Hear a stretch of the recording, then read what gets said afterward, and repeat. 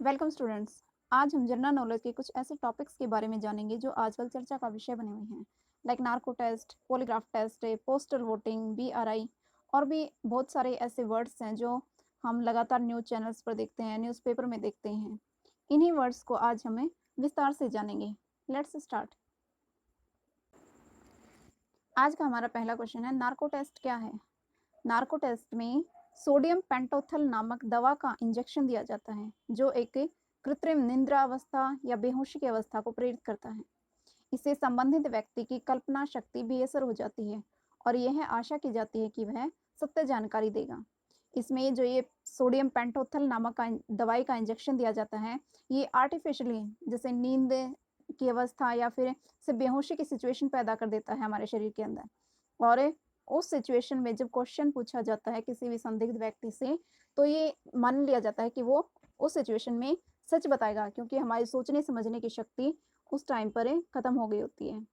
और इस दवाई के बारे में ऐसा जाना जाता है कि पहले सर्जरी के दौरान जब बेहोशी के लिए इस दवाई का प्रयोग किया जाता था, और सेकेंड वर्ल्ड वॉर में जो खुफिया अभियान किए जाते थे उनके लिए भी इसका उपयोग किया जाता था। नेक्स्ट क्वेश्चन है हमारा, पॉलीग्राफ परीक्षण क्या है। ये भी एक टेस्ट है जो सच को जानने के लिए किया जाता है। एक पॉलीग्राफ परीक्षण इस धारणा पर आधारित है कि किसी व्यक्ति द्वारा झूठ बोलने के दौरान उत्पन्न शारीरिक प्रतिक्रियाएं सामान्य परिस्थितियों में उत्पन्न शारीरिक प्रतिक्रियाओं से भिन्न होती हैं। इसमें ये माना जाता है कि जब हम झूठ बोलते हैं तो हमारे शरीर में कुछ ऐसी प्रतिक्रियाएं होती हैं या फिर ऐसे बदलाव आते हैं जिनको नाप कर ये पता लगाया जाता है कि इंसान सच बोल रहा है या झूठ बोल रहा है। इसमें रेडियो कार्डियोकफ या फिर संवेदनशील इलेक्ट्रोड हमारे शरीर से जोड़ दिए जाते हैं और उनसे प्रश्न पूछे जाने पर हमारा ब्लड प्रेशर या फिर हमारी नब्ज, हमारे ब्रीथिंग या फिर हमारी पसीने की जो ग्रंथियां होती हैं उनमें जो परिवर्तन होता है उसको मापा जाता है। प्रत्येक प्रतिक्रिया के लिए एक संख्यात्मक मान निर्धारित किया जाता है ताकि यह सुनिश्चित किया जा सके कि क्या व्यक्ति सच बोल रहा है या झूठ बोल रहा है। इसी क्वेश्चन के साथ है एक और क्वेश्चन हमारे दिमाग में आता है कि क्या भारतीय जांचकर्ताओं को यह अनुमति है कि वे संदिग्धों पर इन परीक्षणों को कर सकें, क्योंकि संदिग्ध अवस्था में हम किसी को मुजरिम नहीं करार कर सकते। जब कोई सच में मुजरिम है उसको सजा देना ठीक है, लेकिन जो संदिग्ध रूप से पकड़े जाते हैं उनके ऊपर क्या हम ये टेस्ट कर सकते हैं। इसमें सुप्रीम कोर्ट के एक फैसले के अनुसार अभियुक्त की सहमति के आधार पर किए गए परीक्षणों के अतिरिक्त किसी भी प्रकार से लाई डिटेक्टर परीक्षण नहीं किए जाने चाहिए। मतलब जब सहमति होगी तभी ये परीक्षण किए जा सकते हैं, अदरवाइज नहीं किए जा सकते। और पॉलीग्राफ परीक्षण से संबंधित दिशा निर्देशों का कड़ाई से पालन किया जाना चाहिए। और जो पॉलीग्राफ टेस्ट है उस टाइम पर कुछ गाइडलाइंस होती हैं गवर्नमेंट की और जो कॉन्स्टिट्यूशन है उसके अकॉर्डिंग, और उनका गाइडलाइंस का पालन करना बहुत जरूरी होता है। नेक्स्ट क्वेश्चन है हमारा, डाक द्वारा मतदान क्या है। पोस्टल वोटिंग में एक मतदाता अपने मत पत्र पर अपनी जो वोटिंग है वो करता है, और मतगणना से पहले जब वोट्स की काउंटिंग की जाती है उससे पहले निर्वाचन अधिकारी के पास से उसको भेज देता है। इससे क्या होता है कि एक मतदाता दूर होते हुए भी अपना जो मतदान है वो कर सकता है। इस सुविधा का लाभ कौन कौन उठा सकता है।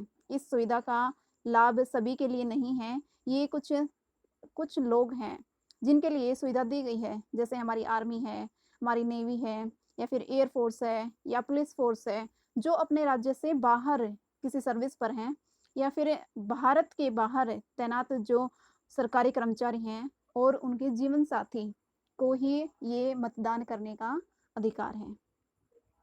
नेक्स्ट है, बेल्ट एंड रोड इनिशिएटिव क्या है। BRI क्या है। जो प्राचीन रेशम मार्ग सिल्क रोड जिसे कहा जाता है, इनसे संबंध BRI एक विशाल अवसंरचना है जो पूर्व एशिया से यूरोप तक विस्तृत होगी। पूर्व एशिया से लेकर यूरोप तक जो रोड मार्ग हैं उनका निर्माण किया जाएगा। इस परियोजना को 2013 में शुरू किया गया था। इस परियोजना को 2 भागों में बांटा गया है। भूमि आधारित सिल्क रोड जिसे आर्थिक बेल्ट कहा जाता है, और समुद्री सिल्क बेल्ट। इससे पहले इसे वन बेल्ट वन रोड पहल कहा जाता था, बाद में इसका नाम चेंज कर दिया गया और इसे बेल्ट एंड रोड इनिशिएटिव कहा जाने लगा। इस परियोजना में रेलवे, ऊर्जा, पाइपलाइनों, राजमार्गों और सुव्यवस्थित सीमा पार के विशाल नेटवर्क का निर्माण करना शामिल है। नेक्स्ट क्वेश्चन है, मूल रेशम मार्ग या सिल्क रोड क्या है? इनका विकास 206 ईस्वी पूर्व से 220 ईस्वी पूर्व तक हुआ था और ये चीन के हान राजवंश के पश्चिम की ओर विस्तार के दौरान हुआ था, जब चीन में हान राजवंश था और वो अपना विस्तार कर रहे थे पश्चिम की तरफ है, उस टाइम पर इन सिल्क रोड्स का निर्माण किया गया था, जो आज के मध्य एशियाई देशों Afghanistan, Kazakhstan, Kyrgyzstan, Tajikistan, Turkmenistan और उज्बेकिस्तान के साथ साथ दक्षिण में आधुनिक भारत और पाकिस्तान में व्यापार नेटवर्क का निर्माण करता है। और ये मार्ग यूरोप के 4000 मील से अधिक दूरी तक विस्तृत थे। उस टाइम पे जब इनका निर्माण किया गया था तो पूरे एशिया से यूरोप तक इनको बिछाया गया था और ये करीब 4000 मील से अधिक दूरी तय करते थे।